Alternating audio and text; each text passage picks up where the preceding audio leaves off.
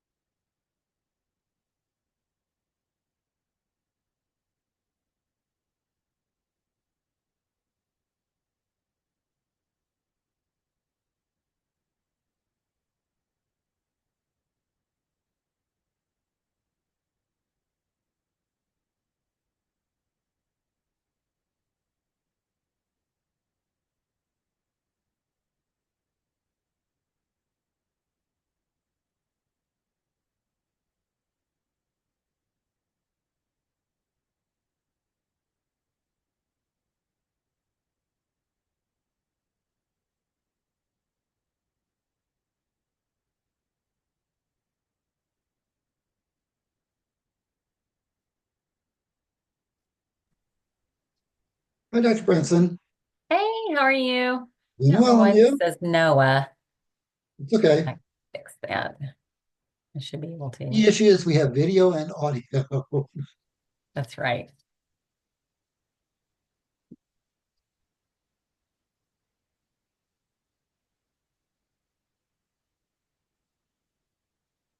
So how was your day? It was good. It was good. It was busy. It's that time of the semester. There we go, rename. It's that time of the semester where just lots of things coming due. And I tell you, uh, if something really bad is going to go down for a student, it seems like it always hits. Like, I mean, we're so close to the end, and then somebody has like a huge family emergency. And I mean, sometimes you're like, yeah, whatever. But like today, we had one that is completely legit, and we have a student who is, I mean, I just legit, she's going to be fine. She's going to be fine, but she's going to have a crappy end of the semester. And I hate Yeah. it for her because she's worked so hard, but she'll be okay. Hey, hon, you ready?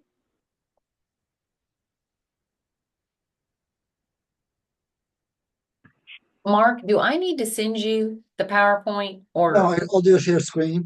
okay. Yep, I can do a share screen, and that works. And actually, you're good to go for that.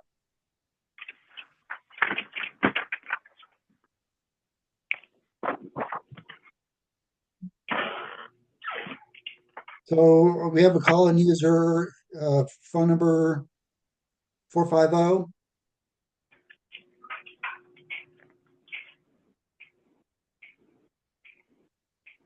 Who's a call-in user?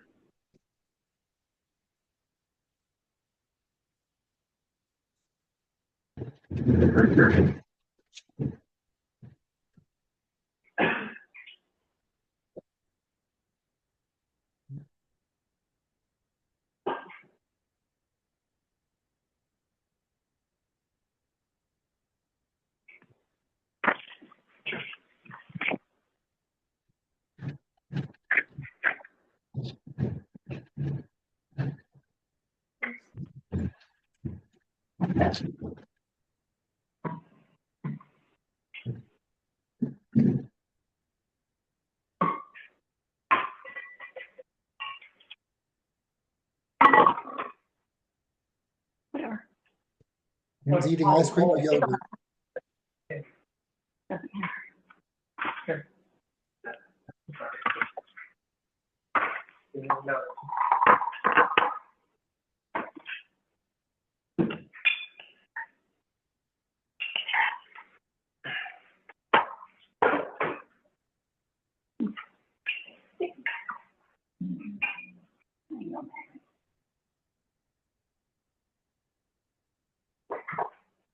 So who's our call-in user? Chris Robin. Gibson. Oh, Chris. Okay, Chris, you'll need to mute yourself because we're getting your feedback. I mean, you're glad to answer or ask questions later, but or through the program, but at the moment we've got everything else.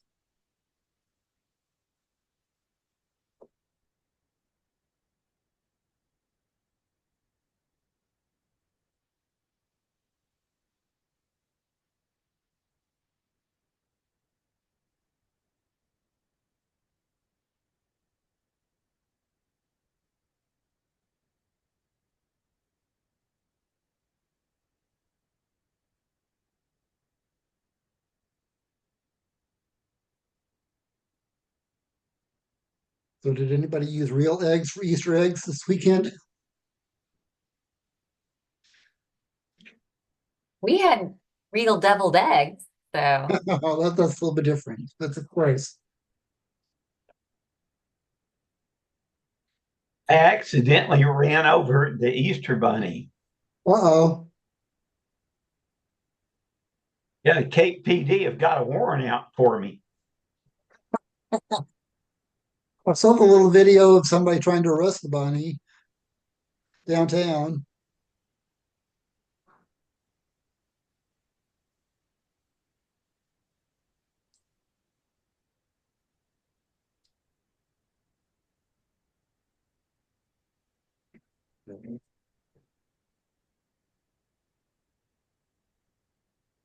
See.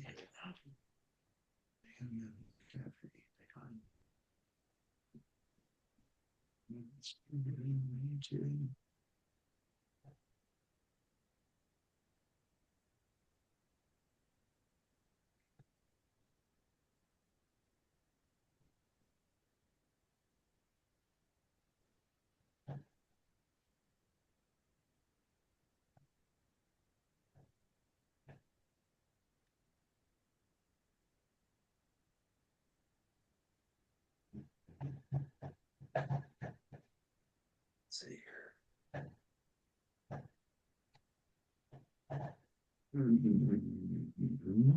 Okay.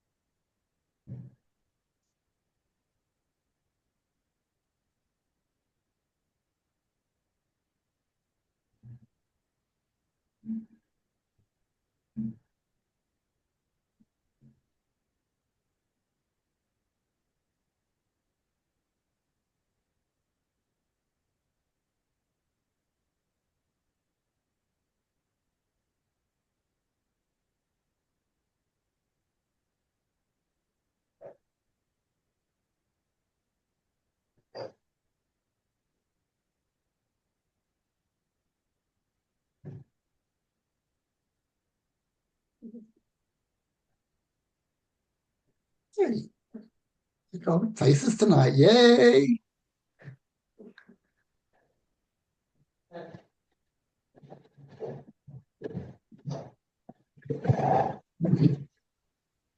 We give one more minute.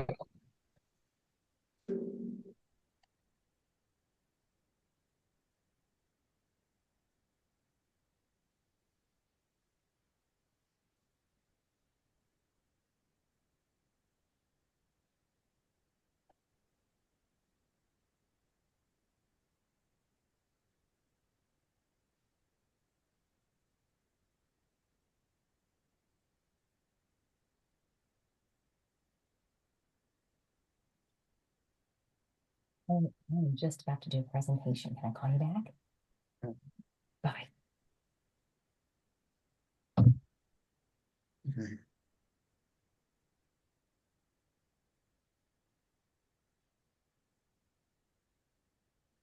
Okay, well, I've got 6:01, so we're ready to start. So we have this evening as our guest speaker, Dana Branson. She is an educator at CMO University, and I'm just going to turn it all over to her. Oh, wow. I just get to, okay, here we go. Well, hello, everybody, and thank you for attending tonight. All right, so can I share my screen already? Oh, you've already given me the power. Okay. No. Oh boy. Okay, I think I went this one, and then I want to do this. All right, and I want to do, all right, do y'all see it? Yes. Woohoo! Okay, so we are talking about secondary traumatic stress, compassion fatigue, and self-care. So these are big topics in the world of social services. And as CASA workers, we know that you guys fulfill a very specific and important role in the lives of children that are involved in a mess, oftentimes. And so I am guessing that on more than one occasion, you have found yourself observing, witnessing, listening to, or on the other end of some pretty atrocious information. And over time, or quite suddenly, that can create some issues. So that's what we're going to talk about today. All right, so my name is Dana Branson, and I have the privilege of being a professor at Southeast Missouri State University. It's the best job I have ever had. It is not the rainbows and kittens, day in and day out that I thought it was going to be, but it's a great job, and I do love it. But here is a little bit of information about me, and if you can decipher some of these pictures, you know a little bit about me. So does anybody have any questions about any of my pictures?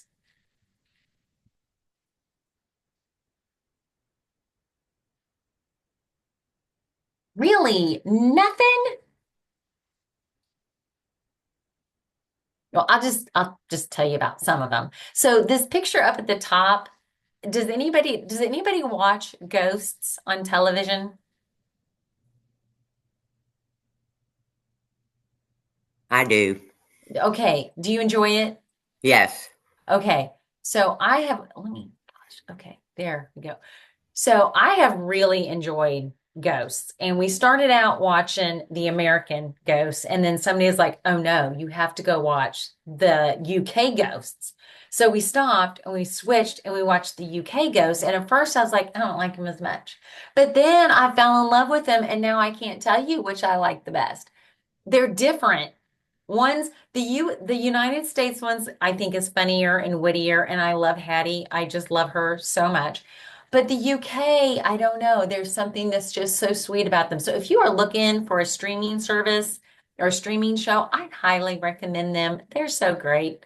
Um, and Pretty family friendly, and they're only 30 minutes. So, I don't know. I would highly suggest it. But okay, does anybody know the name of my favorite musical? That's that picture down in the bottom with the kids on the cars. That's Fame. It is Fame. It is Fame. Now listen, I'm talking about the original Fame, like came out in the 70s, real, raw. That's what I'm talking about. I'm not talking about that god-awful remake they did in like 2010. That one made me cry. It was so bad. Literally. I was working on my PhD at the time, and I had set a deadline for myself, and my treat was that I got to go watch the remake of Fame, and I had high expectations, and boy, did it not deliver. Literally cried in the movie theater. It was so bad. But yes, but this is me. Uh-oh. Oh, whoops. All right. So when we start talking about secondary traumatic stress and compassion fatigue, that is usually the result of trauma and us bearing witness to someone else's trauma. So just so we all start out on the right foot, we're going to talk about what trauma is. So here's our definition from SAMHSA. So trauma is an event or a series of events or a set of circumstances that is experienced by an individual as physically or emotionally harmful or threatening, and that has a lasting adverse effect on the individual's functioning and physical, social, emotional, or spiritual well-being. There's a lot of things that can fall into this category. And the one thing about trauma is it's highly subjective. You can have twins who go through the exact same trauma at the exact same moment. One will be seemingly unnoticed by it, just unnerved by it, just a little speed bump in the road of life, and they just go right on, no problem. And then someone else, their life is just defined from that moment forward. So because it's so subjective, the outcomes are highly subjective and incredibly diverse. All right. How many of you all have heard of ACEs? I'm guessing it's probably everybody. Is there anybody that's like, what are these ACEs that you speak of? ACEs is roughly touched on in CASA training.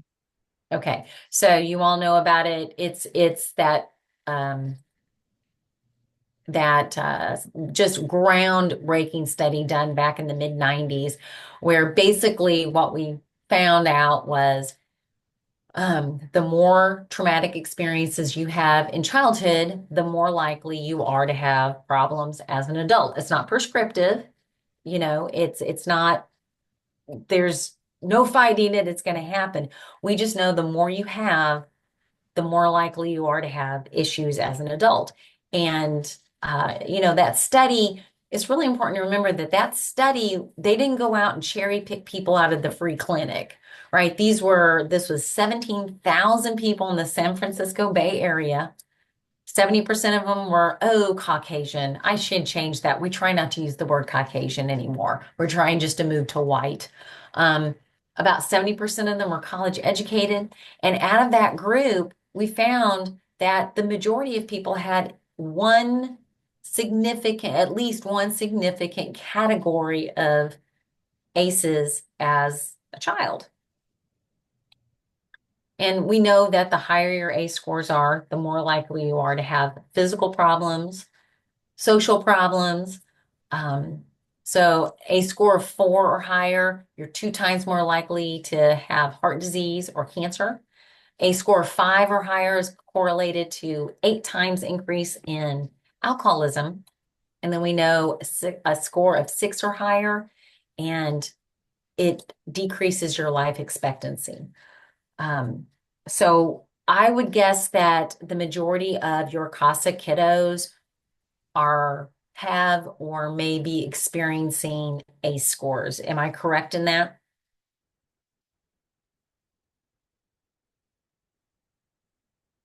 Well, I can't see y'all. Let me see. Well, I'm just going to keep going. Yes. Okay. I'm assuming that. All right. So we know that trauma is correlated to a presentation. So what does SUD stand for? Somebody tell me.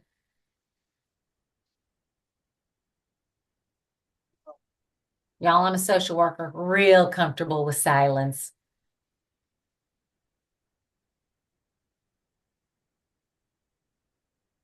Substance use disorders. All right.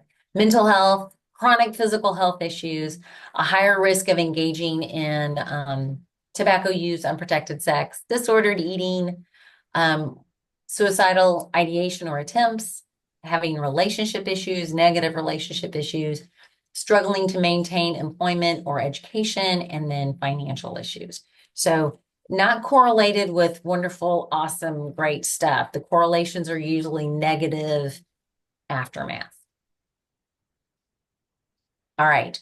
So we're going to need some audience participation here. So if you would, everybody close your eyes. I can't see you, so you don't have to if you don't want to, but close your eyes, and I want you to think of a basement. Now, I'm talking about like an old basement. This is not a refinished man cave with the movie TV decked out downstairs. I'm talking about a basement. All right. Maybe think of an old relative's house and think of basement. So somebody describe it for me. Dark, damp, smelly. Okay. Dark, damp, smelly. Okay. Cobwebs. Cobwebs. Yeah. What does it feel like down there? Chilly. Chilly. Yeah. Are there any Scary. pardon? Scary. Scary, dark, creepy. Creepy's a one I hear a lot. Are there any sounds down there? Actually, it should be quiet. Okay, sometimes it's quiet down there. Sometimes there might be some sounds of like heaters or boilers or something, or people upstairs. All right, so the reason I have people do this is it's important to remember that when clients experience a trauma, they encode way more than just the memory. They also encode all that other stuff that was going on when these things happened. So the imagery of the event, so like the memory of it, and like almost like if they were watching it on TV, what it looked like. And then tactile sensations. Those are those things that come with our senses. What did it feel like? What did it smell like? What did it sound like? All those things. All those things get encoded with that memory. So much so that those tactile sensations, those smells, those sounds, things that feel, all of those things then become triggers for memories around that trauma. So when we listen to people disclose their traumas, oftentimes when they are sharing, oh, did somebody want to say something? Sorry. Oh, no problem. So when people want to tell us about things that happened, oftentimes when they give us a description of the trauma, they're giving us some of those encoded items, like what it smelled like, what it felt like, what they saw it look like, all those different bits and pieces. And it really depends on the client or who you're working with. So when I first started in social work, I worked almost exclusively with adolescents. And when I worked with adolescents, you could work with a kid for 10 months before they'd finally give up the goodness and they finally tell you what was going on. And then they were going to tell you, and you better catch it the first time around because it wouldn't come around again. Then I switched to working with women and exact opposite. It's like, hello, my name is Sarah, and let me tell you about my trauma in graphic detail so you can picture it right along with me. And when we listen to people's trauma and they share those encoded items that come along with the memory, we start to create our own our own internal understanding of what happened. We start to picture it. As humans, we tend to picture things when people tell us stories. It's just like when somebody has a bandage on their arm and you're like, oh, what happened? And they start telling you about what happened. You're like, oh, okay, I got it. That's enough. When people tell us about our trauma, oftentimes we have those same experiences of, oh, yeah, oh, now I can see it. Oh, I know that must have been terrible. Oh, that must have been horrible. But we tend to keep those things to ourselves because we want the person to feel safe in disclosing that stuff. But still, as they're sharing it, we're getting some really unsavory items and pictures in our own head. And those pictures and those experiences and those stories of disclosure and trauma, over time, it can start to taint our cognitive schemas or the way we see the world. All right, so why is it this happens to CASA workers? Well, it's because you guys are gregarious, which is a big fancy word for what?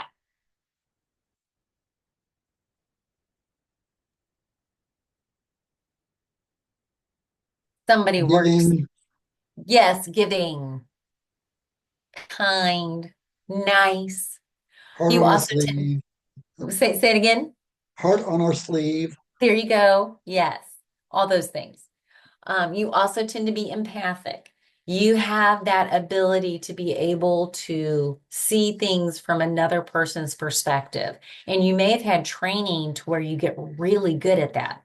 In social work, when we teach our students how to be really effective social workers, we spend a lot of time on what is real empathy. And it's a lot more involved than a lot of people think, but it's dumping out my ideas, my worldview, my values, and doing the best job I can to take somebody else's perspective and experiences and values and worldview. So I can really get as close as possible to trying to understand what something significant really meant and felt like to that person.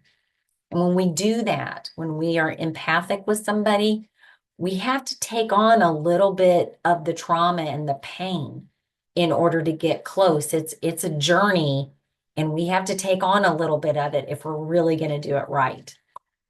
CASA workers tend to be non-judgmental, right? You tend to understand that people are people and behavior are behavior, and we can separate the two and think somebody is awesome and wonderful, even though they do something that maybe is not awesome and wonderful. We tend to be hypersensitive to injustice. That's what you guys are, your passion is to help these kids and get some justice and to represent them. And we also tend to be self-sacrificing. We tend to care so much about other people that oftentimes we might be the ones who suck the hind tit, as my dad used to say. And because of this is from research. Our ability to understand, accept, and empathize is the very avenue of hazards that come with helping other people. We love to help other people, but there is a cost. There is a sharing, and not everything we share is awesome and wonderful. Sometimes we pick up some pretty unsavory things in those disclosures that we listen to and hear from our clients. All right, so we're going to watch this real quick. Hopefully it works on your side too.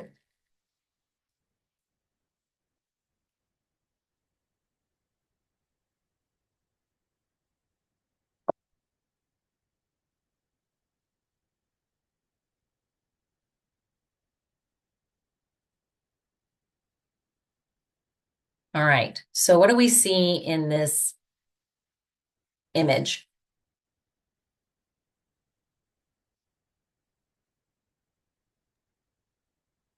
Did it work for you all? Did you see it? Did you see it move? Yes. I didn't see it move. No. I saw the blue and white, the blue was kind of swirly. Yeah, did you see like it drop into the water and then move? All I saw was it kind of swiveling around. I didn't see any water. Well, did you see the dye go in the water? I didn't see water. Okay, Well, well, I see the dye coming down. okay. So this is kind of like what happens when something comes into our world. Sometimes at first it might be really poignant and but then it starts to dissipate. Okay, But the water, I'm assuming that's water, that's fluid going into water. that makes more sense now. Yeah, it never completely dissipates, right? It never completely goes back to the way it was. So when other people share with us their trauma, it has a way of flavoring our worldview. It has a way of affecting it.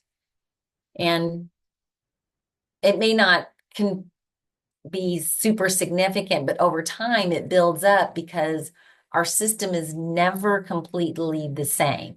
There's an effect. And so some of these can be so significant that they actually get their own definition.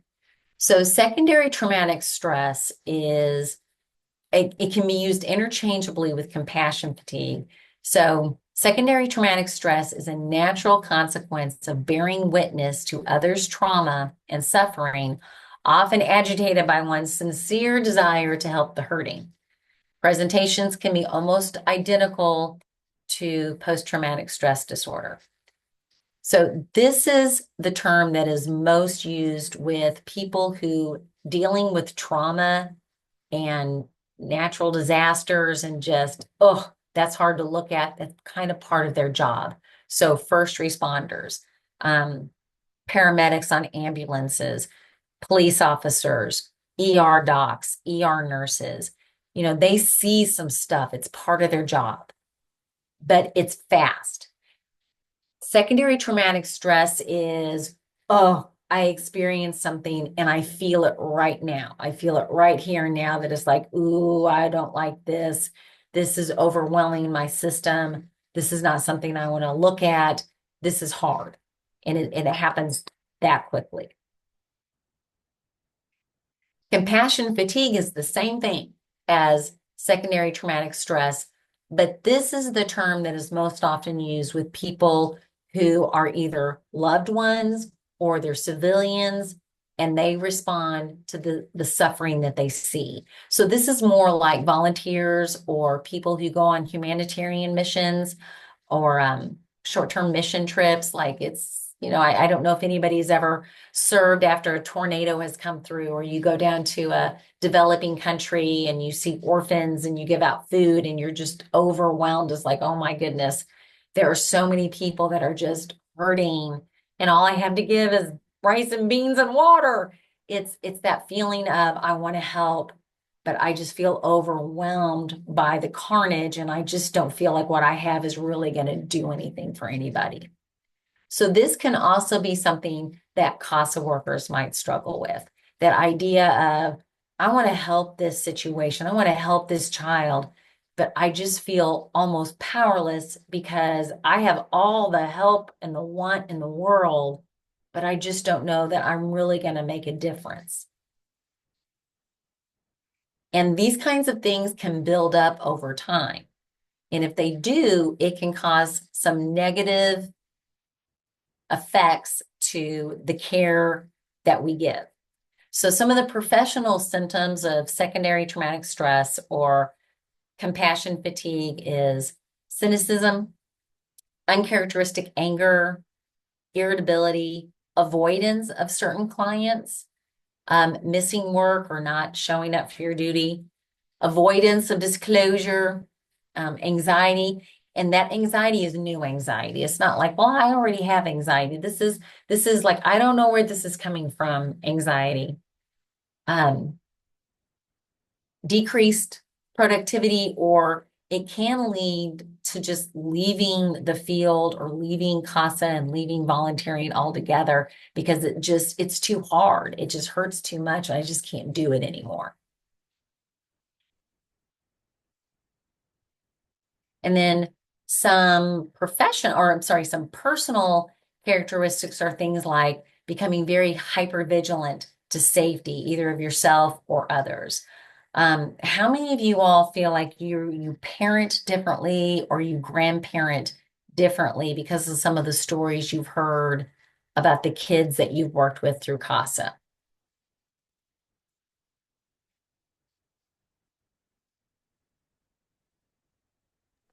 Yes, I definitely Yeah. have. Okay. Yeah. As a social worker, I know that I parented my kiddos differently. One example is growing up. My kids are grown now. They're 22 and 24. But when they were little, we were big, invite people over and spend the night kind of family. And I was always amazed at the people that would let their children come and spend the night at our house, sight unseen, don't know me, just because, no, my kid invited them. Because on the other hand, like if my child was invited to spend the night at somebody's house, there was no way they were going unless I felt like I knew the family well. I knew the layout of the house. And I would ask, okay, so you want AJ to come over and spend the night? Okay, well, first of all, I got to talk to mom.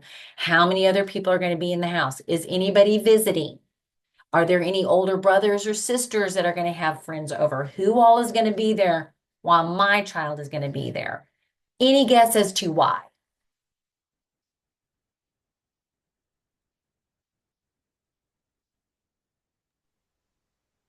Because we've seen what can happen in some of the worst, I guess. Yeah, because I've worked with a lot of clients who will talk about things like I was sexually assaulted or sexually abused by my best friend's creepy uncle who was there visiting or lived in the basement, or, well, I was spending the night with my girlfriend and her brother's best friend was spending the night and something happened. So, yeah. So oftentimes, because of the trauma and the experiences we've had through our CASA kiddos, you're going to be more hyper vigilant to safety issues that other people just, ignorance is bliss. They just don't know about these things. They don't have the experience with these things, so they just don't consider them in a realm of safety. We may have that feeling of sadness or depression, intrusive thoughts or imagery, which we're going to come back to that one, bad dreams, withdrawal. And that withdrawal can be, again, these are like new things. This isn't like, well, I've always been somebody who kind of enjoyed my alone time. This is like, I just don't want to be around other people. I just don't want to socialize. I don't want to talk to my loved ones because they don't understand. And by the time I explain it to the point that they understand, I'm just going to be emotionally exhausted. So I just don't.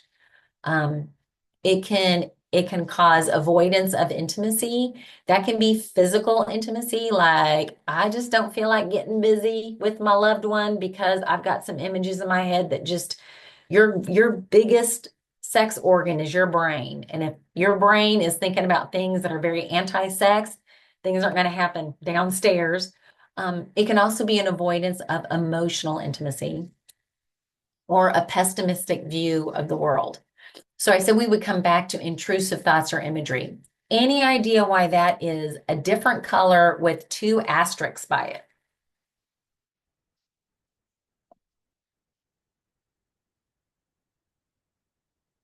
It is the most common cited symptom of secondary traumatic stress or secondary traumatic stress or compassion fatigue.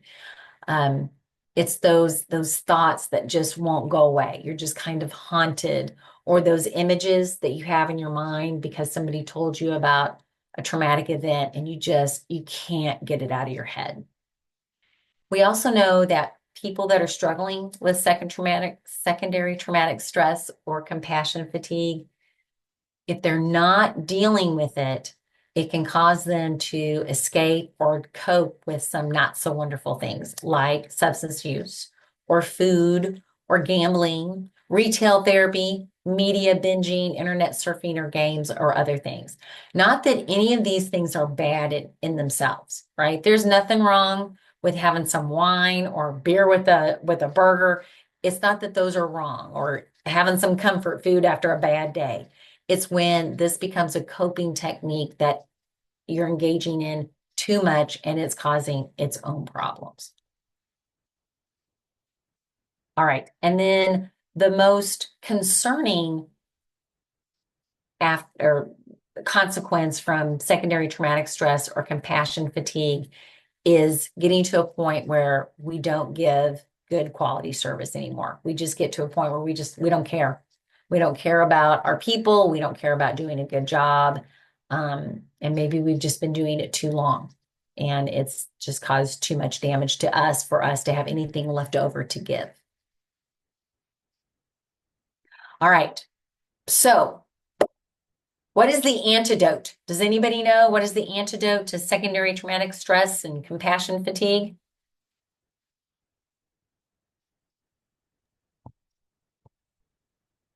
Any guesses? Finding like I want to say finding like a center. I don't know how to express it. Like a safe zone. Yeah. Finding a safe zone. Okay. Anybody else have an idea? Reminding yourself of why you're doing this, what you got into this role for, all that good stuff. And also self-care. All right. So this is where we need a little audience participation. What is self-care? Somebody tell me what they think self-care is. I think it's just doing something that you enjoy or that makes you feel good. That's Okay. not bad for you. Okay. Okay. I personally love getting outside and enjoying nature, taking some deep breaths and, trying to relieve some of the anxiety I'm feeling for whatever reason. Okay. Outside time, going for a walk, maybe.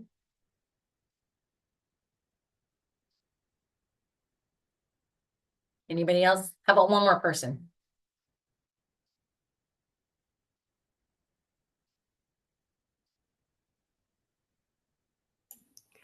Sometimes just sharing your feelings with somebody else. Okay. Okay. Yeah. So sharing, talking with other people. Yeah. All right. So self-care is a big buzzword in the world of social work and social services. But what we're learning is sometimes people don't know what real self-care is. So there was some research recently done with college students and self-care. And their ideas about self-care was, well, getting my nails done, buying myself something I really, really want, or like the yummy, super yummy coffees at Starbucks that are like $7, or going to the Peace Love Tea place and getting me one of these drinks that looks like Kool-Aid that costs, $7, or a snow cone. It's like sometimes it's like retail therapy. And what we discovered was college students weren't really doing self-care. They were giving themselves treats. And treats are not self-care. And actually, if you engage in too many treats and you spend too much money as a poor college student, you are actually doing the exact opposite, because you're having to work more time in your job to make money to cover your self-care. You guys probably can't see my air quotes around self-care, but there they are. And it actually is making things worse. So self-care is when you intentionally engage in physical, emotional, cognitive, mental, and or spiritual activities that enhance well-being through reflection, assessment, and purposeful action from sustained renewal. So yes, while you're getting your nails done, you might be able to sit there and be like, oh, I'm just going to sit here and I'm going to let her do her thing. And I'm just going to kind of sit and process and let down, because I've had a long week and I deserve a little self-care. If you're engaging in that reflection and that assessment and purposeful actions to figure out, why is it I'm needing self-care? What do I need to change some of my boundaries? Or is there a more effective place in my life where I could work? Those things are all part of the self-care. Just getting your nails done are not. Like taking a walk or being outside.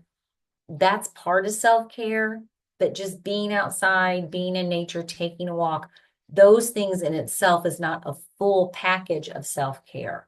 There has to be that intentional reflection and assessment and change for it to be real, full self-care. All right. So here's what we know. When we say self-care, most people know what we're talking about, or at least have an idea of what it is. And most people are like, self-care is great. It's wonderful. But here's also what research tells us.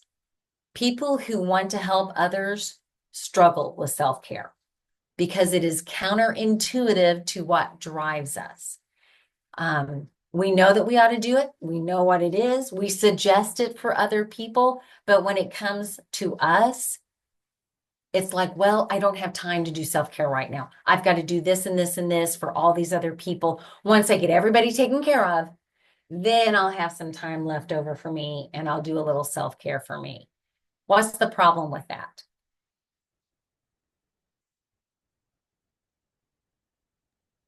You can get burned out really quickly. Yes. When we put our self-care off to take care of everybody else, a lot of times, especially in our very busy lives, especially we have lots of people in our world that we're helping and taking care of, maybe professionally and personally, we just never get around to us. So research shows that when we need self-care the most, we are actually more likely to dig in and work harder, thinking, when I get my mountain taken care of, when I get on the other side of it, then I'll take some self-care. But the problem is, after you tackle one mountain, there's another mountain waiting, and we just never get around to doing the self-care. All right. So any questions up to this point?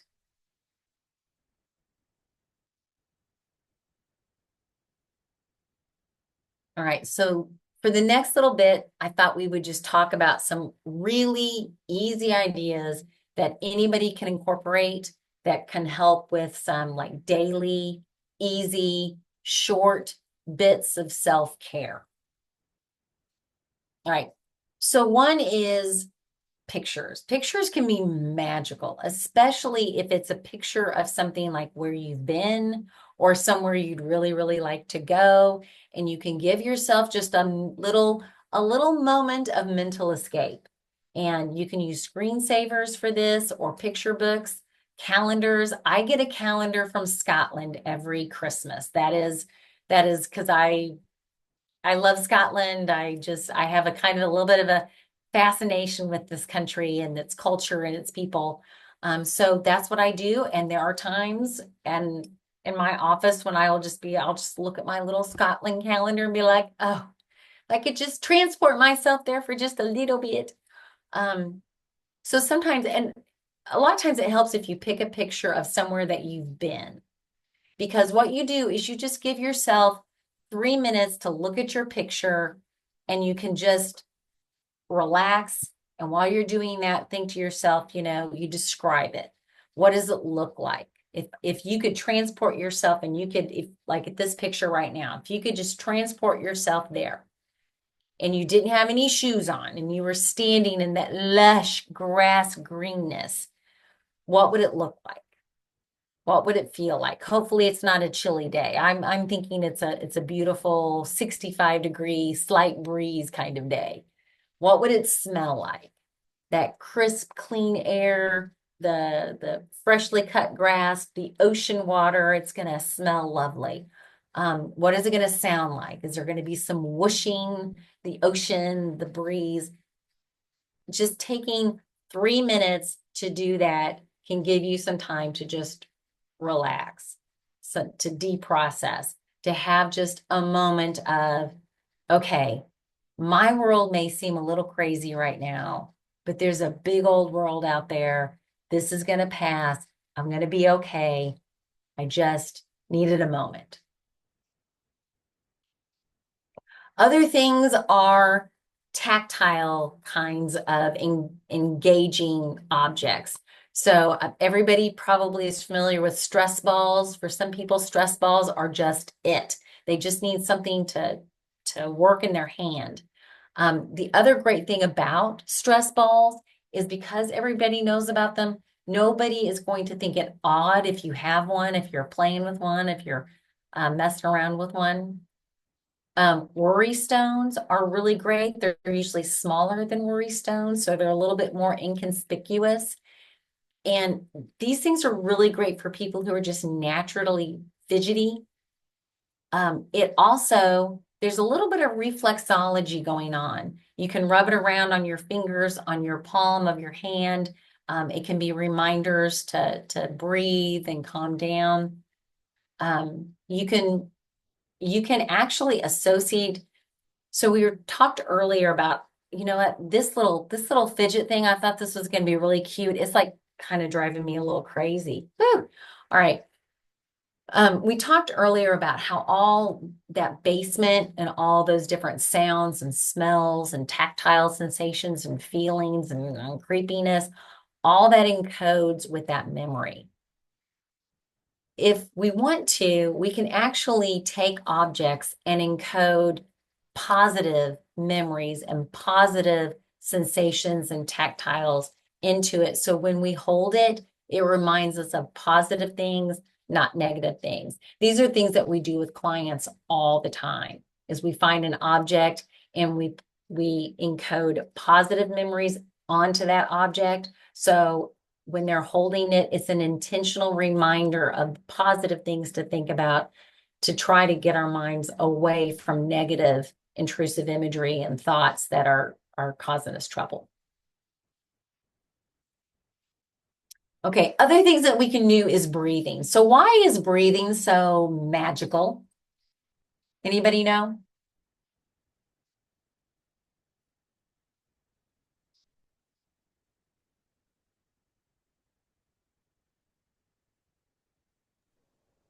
Well, Is it I'll that you tell you can't? why. Oh, I well, was going to say, is Angela, it that you were going to answer.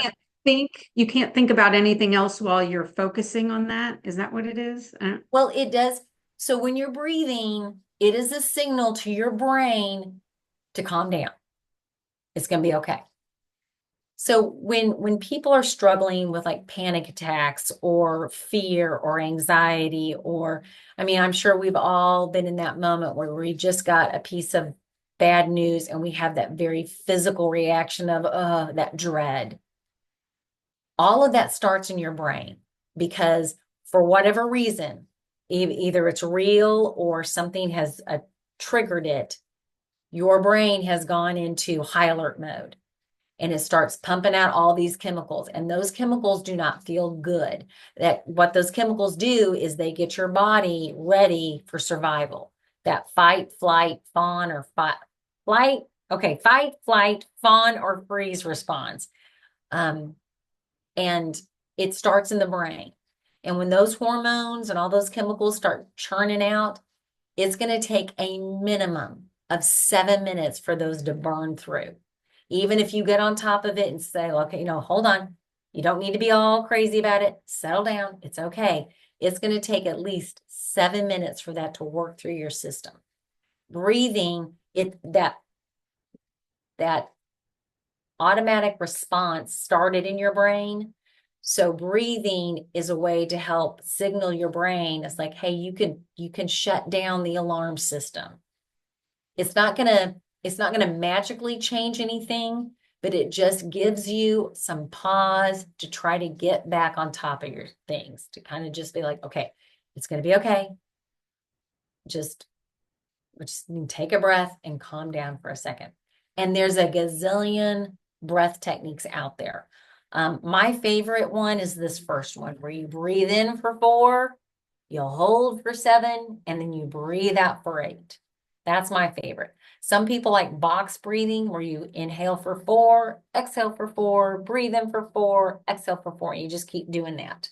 Some people really like that one. And then the diagrammic one is basically the same thing as the first two, but it's you put a hand on your chest and one on your belly. So when you're breathing in, you feel one move out and one move in, and that helps you to focus more on your breathing. So everybody has their own personal favorite that they like, but these can be incredibly helpful to people. Again, it's not going to change the situation. It's not going to be like, oh, my whole life is falling apart, but if I just take some deep breaths, it'll all be magically better. It can just, again, it's an intentional activity to try to make things better, intentional and being purposeful. And then does anybody know what a mandala is? Does anybody enjoy these geometrical figures that you color?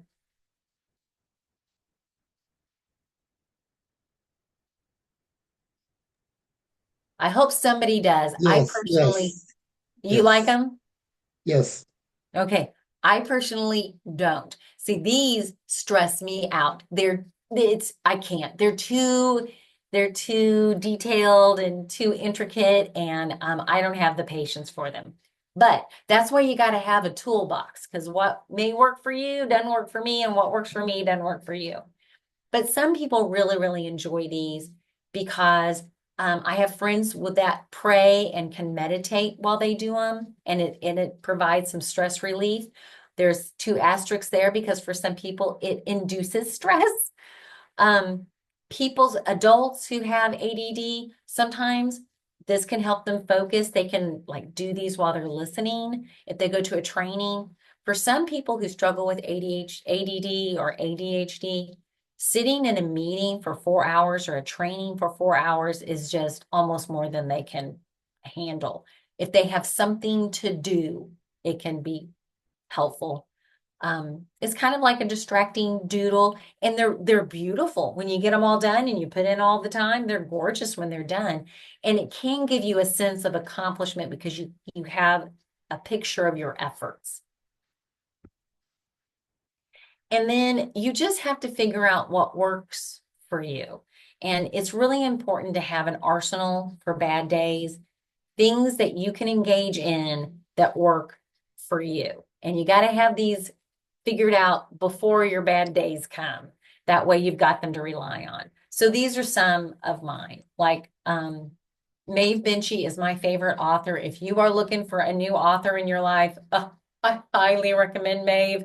She's just a wonderful mind candy. They're almost all set in Ireland. They're marvelous. I love her. Certain songs or music, some rituals, some people like some herbal tea. It's warm. You have to sit and you have to, you can't be running around with hot tea. It's just a reminder to sit down and give yourself a moment to reflect. There's nothing wrong with a little mind candy, just to take your mind off your troubles. So Dumb and Dumber, listen, I don't usually like Jim Carrey, but this is just pee in your pants, stupid, funny movie. And if somebody has really had a bad day at our house, we call it a Dumb and Dumber day. And sometimes we just watch the movie or watch parts of the movie because laughter is great and wonderful. And it kind of helps you remind you that, it's probably not that big of a deal. It's going to pass. It's going to be all right. It's not always going to be hard like this. Nothing wrong with a little bit of comfort food. Does anybody by chance remember Brenda Schniedermeyer? Paul Schniedermeyer's wife? Brenda Schniedermeyer was a social worker in the Cape Girardeau area for years and years and years. She died several years ago. She died of a brain aneurysm in 2007. And Brenda, I love me some Brenda Schniedermeyer. Sometimes when I'm struggling, I will think, what would Brenda Schniedermeyer do? But that Brenda Schniedermeyer was a big believer in a cheeseburger. She just sometimes, when she was having a rough day, she'd be like, I just need a cheeseburger and then I'll be fine. I'll be better. And while it's just, you got to slow down and eat and savor that cheeseburger. If you're a person of faith, boy, there's nothing much better than spending some time with your higher power, some praying, some meditating. And all of these things are just intentional times where we try to think about what's going on in our lives, control thinking errors from sneaking in and setting up, but reflecting on what it is that we're doing, why we're doing it, and why it's important for us not to become cynical and negative, even though we might be dealing with some very difficult things. All right. So those were some of my ideas. Does anybody have some that they would like to share?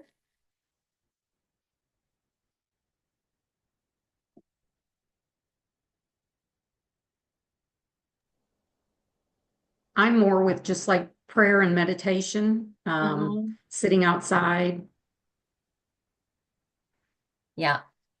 So we're a church family. We go to Linwood Baptist Church. And I don't know how many times just having to sit during the sermon and just listening. And it's like, I'll have these aha moments. It's like, yeah, yeah, yeah. I think I just needed to sit down and be quiet and let my brain be focused on something that is true and right and positive and life bigger than me to kind of deal with some of my own stuff outside of this right now. Anybody else got a good one?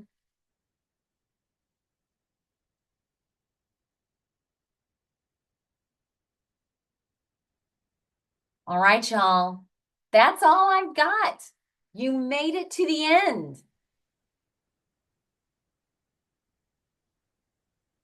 So does anybody have questions, concerns? No, it was good information. Well, thank you.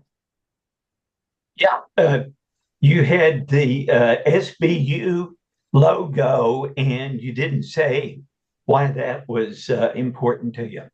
So that is where I went to undergrad. I'm a Bearcat. I went to Southwest Baptist University in Bolivar, Missouri. And I tell you what, I love me some SEMO. That's where I work, and SEMO was a close second. But SBU, boy, that was the school for me for a lot of reasons. That was the school for me. My grandson played quarterback there for 3 years. Really? What do you have any idea what year he now I was there 1989 to 1993. Oh, he graduated about 3 years ago. Oh yeah, no. Way after me.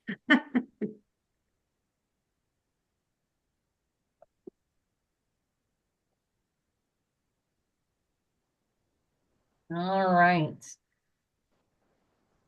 Well, I will sign off in case you all have some CASA business that you all need to do, but thank you No, for no cost of business to take care of, just to say thank you for joining us this evening, and those that are on the camera, Angela, Alan, Robin, Jill, Bridget, Ken, Chris, Georgia, and Lorraine. Lorraine is a volunteer out in California. We're borrowing her. I'll get you all assigned for the hour for your in-service this evening. And we do have our CASA picnic coming up next month. So you should have gotten an email on that. So, but I definitely want to say thank you, Dr. Branson, for joining us. A lot of useful information. We'll share the uh, YouTube video later on with those that were not able to join us this evening. So they'll enjoy that too. So all right. Well, thank you all for inviting me. I appreciate it. Thank I hope you. our social work faculty have been bringing you some good they've been juicy excellent. nuggets. Yes, they've been excellent. Wonderful. Yeah. All right. Okay. Well, Thank you. Thank you. good night, everybody. Good night. Right. Good night. Bye.